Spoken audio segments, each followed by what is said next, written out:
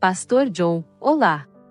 Tenho ouvido dos cristãos ao meu redor que as mulheres são mais pecadoras que os homens. Sei pelos meus pensamentos e ações diárias ímpias, o quanto sou pecadora.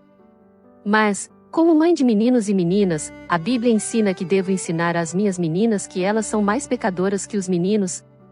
Eu sei que a Bíblia diz que todos nós pecamos e destituídos estamos da glória de Deus. Mas Eva, Dalila, as esposas de Sansão, as esposas de Salomão, a esposa de Potifar, estas foram listadas para mim como prova de que as mulheres são mais más do que os homens. Isso é verdade? Acho que seria um grande erro criar os nossos filhos com a suposição de que as nossas filhas são, por natureza, mais pecadoras ou mais propensas ao pecado do que os nossos filhos. Agora, deixe-me apresentar pelo menos 6 razões pelas quais isso seria enganoso e prejudicial. 1. O testemunho das Escrituras contra os homens. Em resposta ao argumento de que Eva, Dalila, as esposas de Salomão, a esposa de Potifar, provam que as mulheres são mais pecadoras que os homens, considere quão totalmente desequilibrada é essa observação quando, por exemplo, havia muito mais reis ímpios no Antigo Testamento do que rainhas ímpias. E todos os fariseus, saduceus, sumos sacerdotes e escribas que Jesus acusou de tão profunda pecaminosidade eram homens, em todos eles. Se você fizesse uma lista de pessoas especialmente perversas na Bíblia, o número de homens superaria em muito o número de mulheres. Qualquer tentativa de defender estatisticamente a maior pecaminosidade das mulheres a partir da Bíblia está fadada ao fracasso. Portanto, mesmo que você se concentre naqueles relacionamentos em que o pecado da mulher é especialmente apontado, não há evidências, por exemplo, de que Potifar fosse menos pecador do que sua esposa na maneira como tratou José ou que Sansão fosse menos pecador do que sua esposa. Qualquer tentativa de defender estatisticamente a maior pecaminosidade das mulheres a partir da Bíblia está fadada ao fracasso. 2. Estatísticas modernas contra os homens. Se alguém quiser usar estatísticas contra homens e mulheres, terá de enfrentar o seguinte. Na América de hoje, 93% de todas as pessoas que estão na prisão são homens. De todas as pessoas presas anualmente, 73% são homens. De todos os condenados por crimes violentos, 80% são homens. De todos os estupros denunciados, em 99% das vezes quem força o outro é um homem. De todos os homicídios cometidos, 89% são cometidos por homens. De todos os presos por roubo, 87% são homens.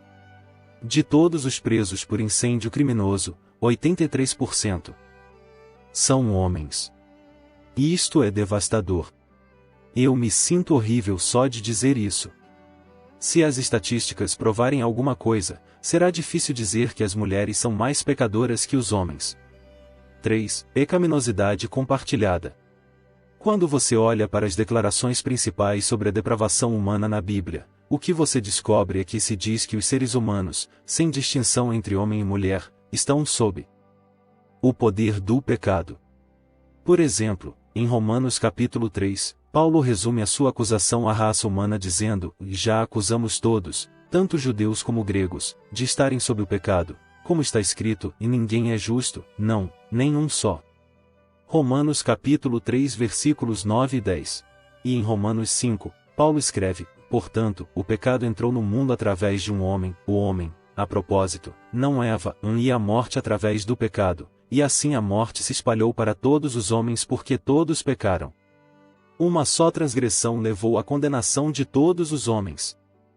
Romanos capítulo 5 versículos 12 e 18, isto é, todas as pessoas. Não há nenhum esforço em nada disso para dizer que a corrupção que herdamos de Adão, e não de Eva, é pior nas mulheres. 4. Fracasso de Adão e Eva.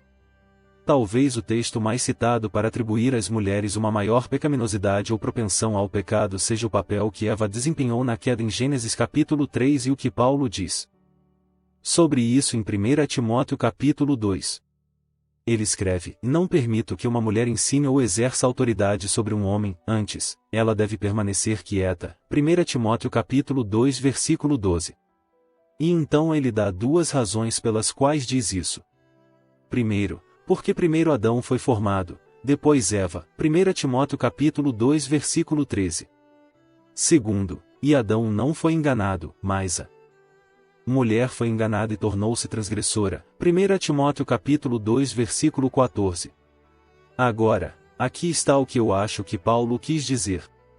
Se você olhar Gênesis capítulos 1 a 2, há pelo menos 7 ou 8 indicações exegéticas de que o homem foi designado por Deus para ter um tipo especial de responsabilidade e liderança em relação à mulher. Adão foi formado primeiro significa que, seguindo a prioridade temporal, Adão primeiro, Eva depois, Paulo infere que dar o papel de presbítero ou superintendente aos homens está de acordo com o desígnio de Deus. Esse é o seu primeiro argumento. E então a referência a Eva sendo enganada, e não Adão, é, penso eu, uma referência ao fato de que Satanás atacou e minou o papel de liderança dado por Deus a Adão, esnobando e ignorando-o enquanto ele estava ali com sua esposa durante a tentação. Gênesis capítulo 3 versículo 6 deixa isso bem claro, ele estava ali enquanto Satanás interagia com ela e destruía o relacionamento. Satanás estava ignorando o líder e, em vez disso, falando com a mulher, que deveria ser protegida pelo líder se ele estivesse se esforçando para fazer o que deveria fazer. E o ponto principal do texto é, penso eu, que o desastre que se seguiu se deve a este ataque aos papéis dados por Deus ao homem e à mulher, quando Eva foi nomeada porta-voz e Adão abdicou do seu papel de protetor e líder. Agora, qual desses pecados, o dela ou o dele, é pior? O texto não diz. Houve um sentido peculiar em que Satanás a atacou na cara dele por engano, e ambos acreditaram, ele passivamente, ela ativamente. 5. Ambos não naturais. Quando Paulo descreve o pecado feminino não natural, ele o faz em perfeito paralelo com o pecado masculino não natural. Por exemplo, Romanos capítulo 1, em versículos 26 e 27. Deus os entregou a paixões desonrosas. Pois as suas mulheres trocaram relações naturais por aquelas que são contrárias à natureza, e observe o paralelo, os homens também desistiram das relações naturais com as mulheres e foram consumidos pela paixão uns pelos outros, homens cometendo atos vergonhosos com outros homens e recebendo em si mesmos a devida penalidade pelo seu erro. Não saímos deste texto pensando que Paulo via nos homens e nas mulheres uma maior propensão ao pecado, há até mesmo um pecado que é contra a natureza. 6. Nossas tentações peculiares. Minha última razão para dizer que não devemos criar nossos filhos com a suposição de que nossas filhas são, por natureza, mais pecadoras ou mais propensas a pecar do que nossos filhos, é que existe uma maneira melhor. Há uma maneira melhor de prepará-los para as peculiares tentações masculinas de pecar e para as peculiares tentações femininas de pecar. A melhor maneira é ensinar-lhes o que significa que os filhos cresçam e sejam homens piedosos e não mulheres, e que as filhas cresçam e sejam mulheres piedosas e não homens, e depois mostrar-lhes que a masculinidade e a feminilidade realmente estão cercadas, por causa de nossa natureza decaída, com tentações que são peculiares a ser homem ou a ser mulher. Precisamos preparar nossos filhos para isso. Eles precisam saber o que há de peculiar em um homem, o que há de peculiar em uma mulher.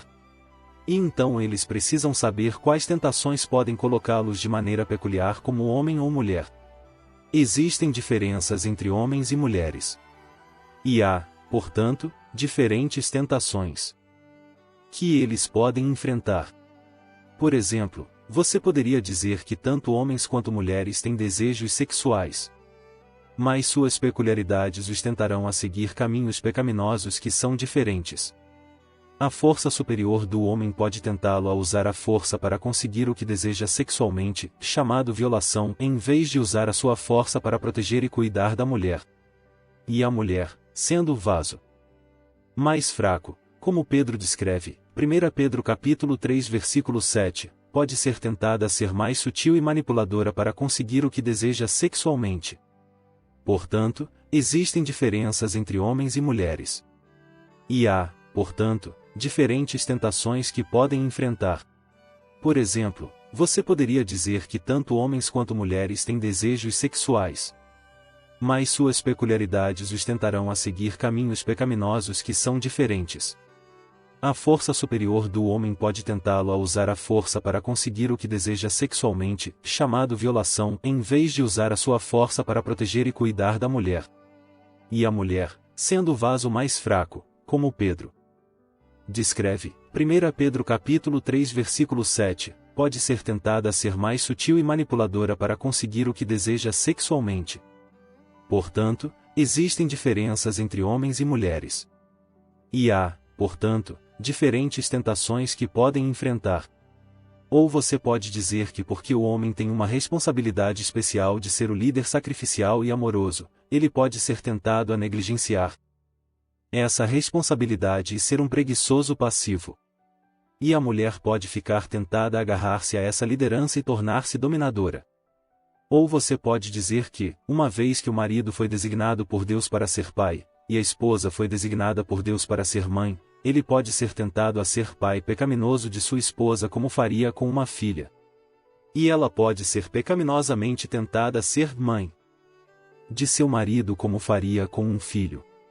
E assim ambos humilham e ofendem o outro de maneiras diferentes.